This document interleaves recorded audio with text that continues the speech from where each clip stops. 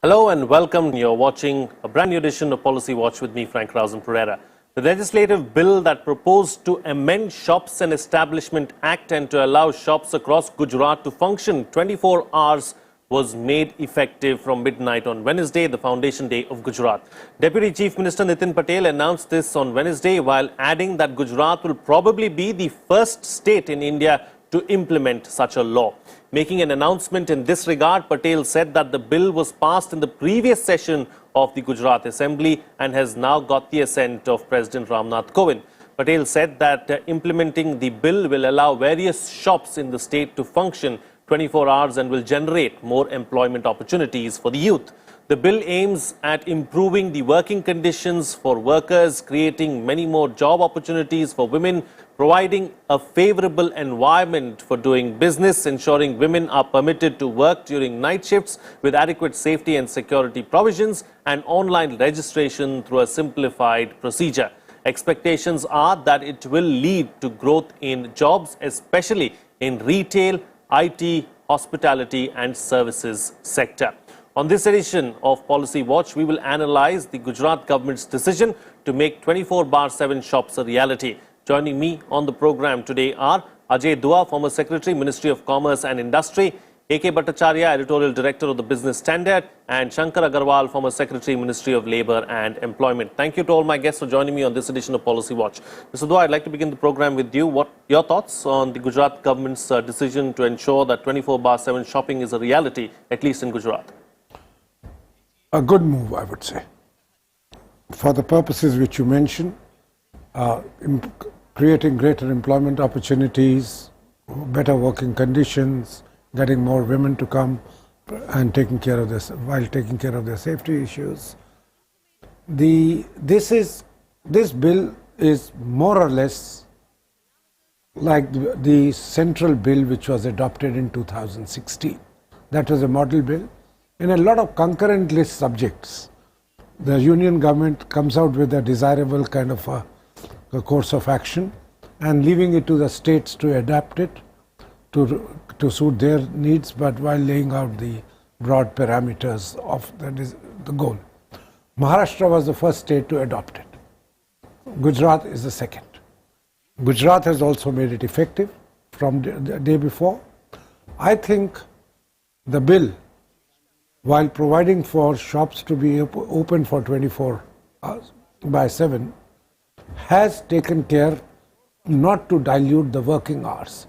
It still says that the working hours cannot exceed 9 hours at one go. Today the limit was 48 hours. That's 18 to 6. So it says maximum you can work at within that 48 hours. That remains for the week. But maximum you can work for 9 hours. And there has to be a break given after 5 hours. Meaning, as a matter of right. Second, women are now allowed to do the night shifts. Earlier they were not. It was meant to be protecting them, etc. But if it also was going to hit their economic welfare, we had to look at that condition. I think alongside this, this has happened at a time when 24/7 convenience stores are waiting to come into India.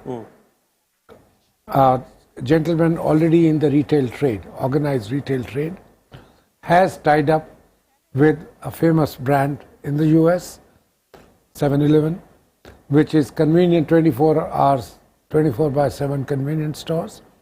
And this Indian retailer is expected to start opening such convenience stores very quickly in the next, roll out new ones in the next few months itself. Right. I think a law like this would enable such shops to come up.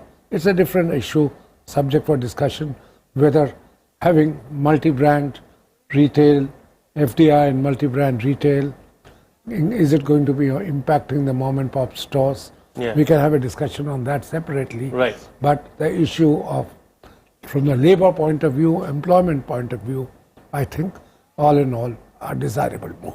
Okay. Mr. Shankar Agarwal, let me bring you into the picture now. A point that Mr. Dua just raised about how the bill limits the working hours to 9 hours, allows women to come out and work, in the night shift. Is all of this implementable really? Oh yes. You see, we created a model law in 2016. Since Shop and Establishment Act comes under the domain of the state government. So we thought that it will be a good idea to create a model law and let us send it to the state governments for adoption with some requisite or desirable amendments. Idea was that once a capital investment has been made, we should be able to reap benefit to its maximum. So that if a shop is established or an establishment is created, we should be able to take advantage of that establishment 24/7 rather than limiting it to only 8 hours, so that the capital cost will come down substantially for per unit of production of services or the goods, number one. Number two, it was basically for the establishments and not for the shops. Establishment means primarily for the IT sector. In IT sector, because we export large number of IT services, and many of these services are required to be online all the time. And that means suppose you had to provide services to US or to Europe. So you had to be here during the orders. So during those orders, your establishment has to be open. And today, because of the rigid laws, and these laws were created way back in 40s and 50s. At that point of time, there was no IT kind of a thing. So now there was a requirement to amend these laws so that this establishment can be open throughout the day, number one, and throughout the night. And secondly, large number of girls and women are working in this organization.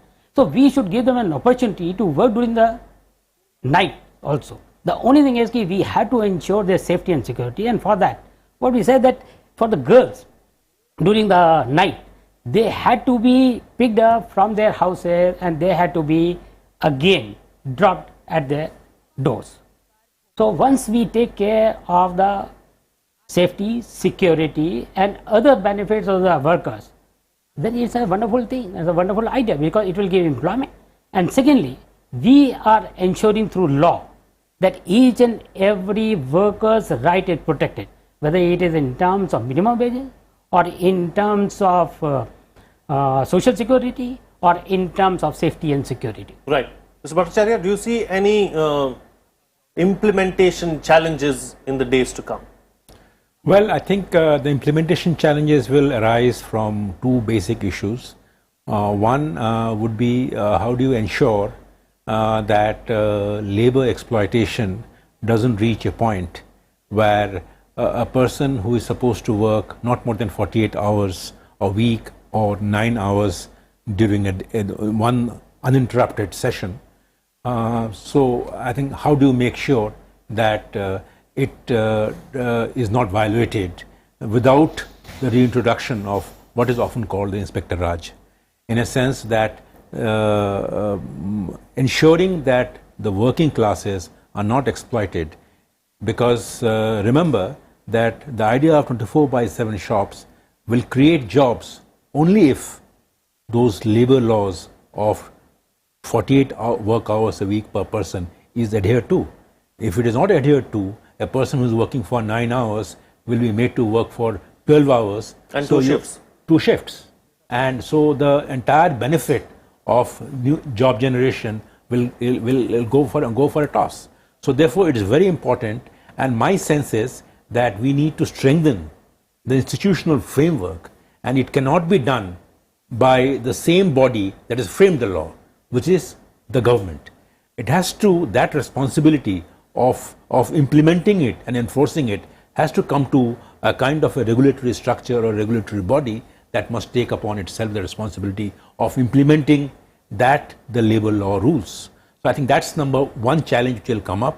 Right now, it seems to me that probably our regulatory structure is not up to speed to tackle those challenges. And number two would be about providing safety to the women workers. There are a large number of services, establishments, as Mr. Agarwal rightly pointed out, the IT sector, where women do work long hours, night hours, because of the geographic location of India being where it is. because it can serve the US market. When the US is day, then at night is there, so you can service that, the outsourcing businesses and all that. So therefore it is very important that you make sure that the woman safety becomes a priority area. Otherwise, this move might actually have the adverse effect of excluding women from the workforces. Now, whatever be the positive advantages of this move to create more jobs, if you find that this results in establishments not hiring women, because if you have to hire women, therefore they will have to be provided for additional safety when they have to be picked up. There are rules in many states even now that when a woman worker has to be dropped back, then a woman cannot be left alone in the car. Right. There has to be a security guard also. Now these are all very, very good norms for safety, but at the same time, for the employer's perspective, the employer's psyche, it means there is additional cost. Yeah. So therefore, there is a cost challenge. So my fear is that one is about the labor exploitation, and the second is the women's safety concerns will increase cost to some extent, and therefore it should not lead to exclusion of women forces from the labor participation. So that will be an unintended consequence of this facility. Sure. I want to speak about women's safety, but before that, I want to speak about the cost aspect of it as well, Mr. Dua. For the IT sector, of course, it makes sense because you're dealing with someone in North America, you're dealing with someone in Europe, you're dealing with somebody else in Australia and New Zealand. So from that perspective, it does make sense. But what about 24/7 shops? I mean, does the economics add up really? I mean, how many takers will there be for shops, say, at 1 a.m. or 2 a.m.? That call has to be taken by the entrepreneur, very simply put. But when you are getting a convenience in an odd hour, you have to be also mentally prepared to pay a little more. And as such convenience stores, which offer you everything 24 hours, they have to have the infrastructure of keeping things cool, keeping things hot, keeping things, cameras and all that kind of security related issues. So as such, they tend to be a little costlier than the mom and pop stores, where you just pull a shutter down and you go up, pull up the shutter if somebody comes in the middle of the night, and middle of the night also, then you say, I don't have change, so leave the note with me. That kind of thing goes on. So here, there is going to be an extra element of the night shift. There is no denial. This law is not saying that if under a particular law overtime work to be done in a night shift has to be paid the same as the day shift. It could well be that this has to be paid extra. A number of places they do that either in terms of salary or in terms of holidays, saying if you've done a night shift, then next day you don't have to come for work, or you get a longer layoff period at the end of the week, all kinds of different things. So there is a cost to this, but I think what the law always does is enable a particular thing to go forward, not necessarily saying it will definitely happen. There various considerations will come in, one of which will be the cost. And what's the cost to the entrepreneur? And what does he get? What is he able to recover from the market by way of that's number one. Second, there is absolutely this issue of women's security, women's safety is an issue. What this law is saying is, first, as we all know, saying up to 10 persons if you employ, you are exempted from this law. That is the provision today. That provision continues going forward also. So it is meant for the, say, somewhat a larger size or at least a viable size company for which these things are going to apply. Also, as such, the rationalization of labor laws in India, 47 laws I was told are applicable to are for establishments to comply with in Delhi. If you want to start doing business, maybe most of them monitored are implemented by the state governments. We certainly want to reduce those, but because every law means inspection. Right. We want to reduce those. We want to, one provision in this Gujarat law is, as you had very rightly pointed out, online registration. Second, this registration is valid forever. Right. Earlier there was a need for revise every year, getting it renewed. Now that's no longer required. Meaning till some basic things change, etc., then you probably, your structure changes probably then. Otherwise, you continue. So the point I'm just trying to make is that yes, too many laws, too many inspectors, we are moving away from there, but that does not mean social security, women's safety and security, those are issues on which we can dispense with the regulations. Right. The question is, should a third party be monitoring this, which again would mean cost, or should it be done by the erstwhile, by the lawmakers, regulation makers? Should they be also inspecting? That's $1 million question. Okay. Mr. Agarwal, so, a point that Mr. Dua was making, let's deliberate on that now. Do labor laws need to be simplified, and do we need to see a far more streamlined process? There's no doubt about that. You see, there are about 44 central labor laws which have to be adhered to by all establishments and by all organizations in the formal sector. Now it becomes extremely difficult to adhere to these 44 labor laws, and that's why government wanted to replace these 44 labor laws with 4 labor codes. And while we were doing that, we thought that it was a good idea to simplify the process part. And moreover, many of these labor laws were created way back in 30s, 40s, and after independence, and thereafter in 70s. Because at that point of time, the requirements were a little different. Today, in the globalized economy, the requirements are different. So we had to change with time, and we had to make the process simpler, because with the help of IT, you can file a lot of things online. You don't have to inspect each and everything. And the idea is to replace this enforcement, which was basically based on inspection, with an enforcement which is based on self-declaration. And that is what we are doing. And in last many years, you must have seen that we have been moving from darkness to light.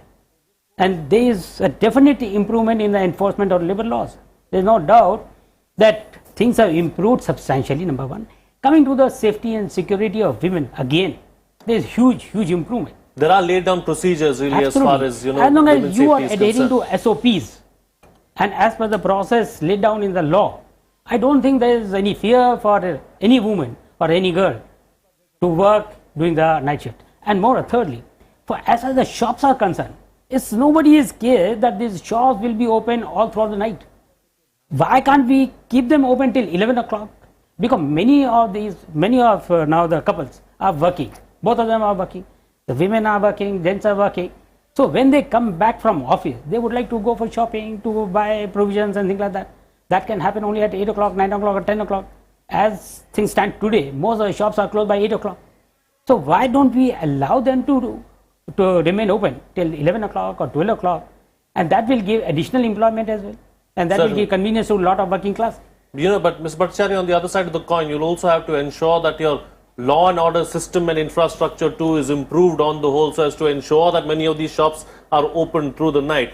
Already, law and order mechanism is finding a major, manpower crunch. So how do you sort that out? Absolutely. I think it's an important question, but I think we have to understand that what this law does is not, it does not issue another diktat that all shops will be open for 24/7. It doesn't. Absolutely. It actually takes the government away from this business of deciding and giving permission that how long can you keep the shop open.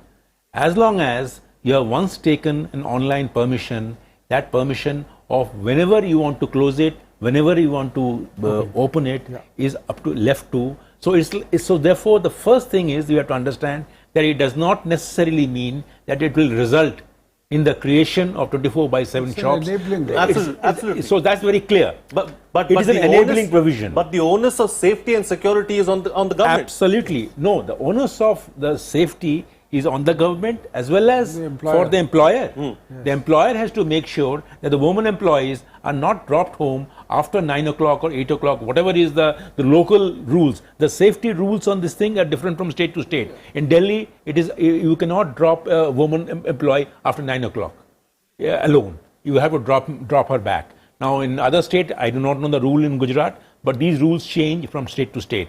So therefore, it is the employer's responsibility to take care, and which is why I said in the earlier intervention that it will mean a bit of additional cost for the employers, and the fear would be that the woman participation rate in labor force should not decline as a result of that. So therefore, but then the benefits of this thing are huge. I mean, we talked about shops, but we don't realize that probably the biggest beneficiary of this move would be the e-commerce segment. The e-commerce segment right now operates, on quick delivery. Now, if you are, you are booking for a product to be delivered at your home, say today, and you get a prime delivery mechanism by which it has to come to you tomorrow, then you have to have a mechanism by which, under the law, legally empowered, they can operate 24/7. Now, these e-commerce outfits are also, in a sense, shops and establishment. So how do they keep themselves open? So therefore, by this move, in my view, you have also given a big push to the e-commerce segment of the retail trade, which is growing, which is expanding at a very rapid pace. So yes, safety is a concern.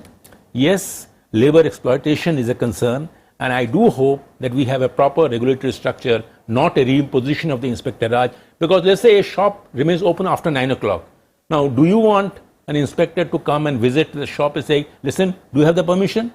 That should not happen. There should be a kind of a supervision without any interference. Right. And therefore, we need a strong regulatory structure. But at the same time, given the benefit it will create, particularly for the e-commerce rapidly growing e-commerce segment, I think this is a very good thing that has happened. But as you rightly said, we need to be careful about both safety as well as the exploitation of labor. Yeah, absolutely. Yeah. Closing comments. I'm taking closing hospitality comments. sector, the hospitals, all of these which are required to work at night are also going to be benefiting from all this. Absolutely. So yeah, closing comments now from all my guests, starting first with you, Mr. Dua. So, do you see other states now following suit? Because, Gujarat is a different ball game altogether. It's a dry state. Also, law and order is not too much of a problem really in Gujarat. But will the other states have it as easy? Let's hope so. And I hope just because it's come from a government of a particular political complexion at the center, hence it should be opposed by governments, by states which are not of that party or of that coalition. That should not happen.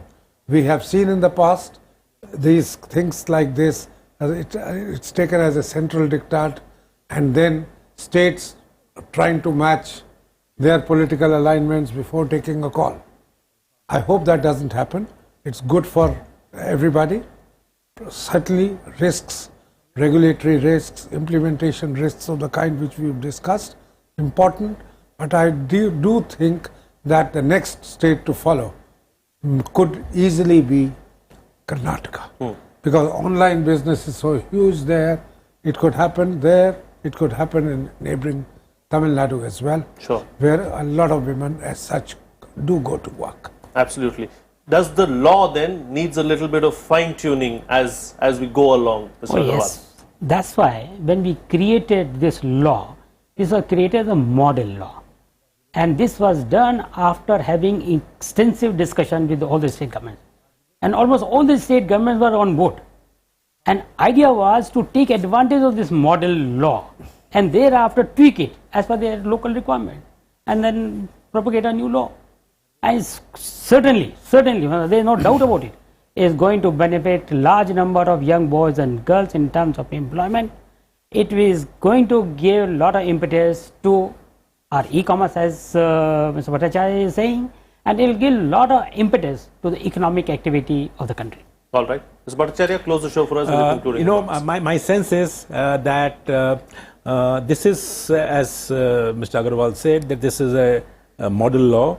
It belongs to the concurrent list.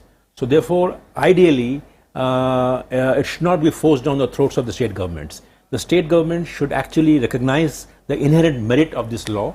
So therefore, depending on the actual ground reality in each of the states, different cities, different towns, actually different factors will be at play. So therefore, it is proper and imperative that this law is not rammed down the state apparatuses without any consideration. Each state must take it upon itself that this is an important element in the ease of doing business index in the parameters. So therefore, and also it is the ease of doing shopping index, in my view, if I may say. For the consumer, it is a great experience to have shops open for a longer period of hours, and after a day's hard work, you go into in the evening, you can do your shopping. It becomes an experience in itself. So therefore, I think it is very important that the states should be encouraged to take a considered decision, and it is only then that the states will be able to consult the trading community, the traders, and that it is very important that consultation takes place with the trade community, the traders bodies, so that the states can ensure that it is not been enforced on them, but actually in a sense, in a partnership way, it is implemented, so that the full benefits of this law actually accrues to the society, to trade, to the economy. There is no labor exploitation, women's safety is ensured, and the benefits of this law spreads to all segments of the economy. All right. All right, then with that, I'll call it a wrap on this edition of Policy Watch. And what's emerging out of this discussion is the fact that the bill is a good one, and probably other states will follow suit as well. And the benefits very clearly outweigh the risks as such, and hence it's something that we should all go ahead with. With that, it's a wrap, but I'd like to ask for your suggestions and feedback as well. You can share them with us on policywatch.feedback@gmail.com, and you can also tweet to us using our Twitter handles at FRP09 and at Rajya Sabha TV. Thank you once again to all my guests for joining me on the program today and putting things into perspective for us. That's it from me. See you again next time.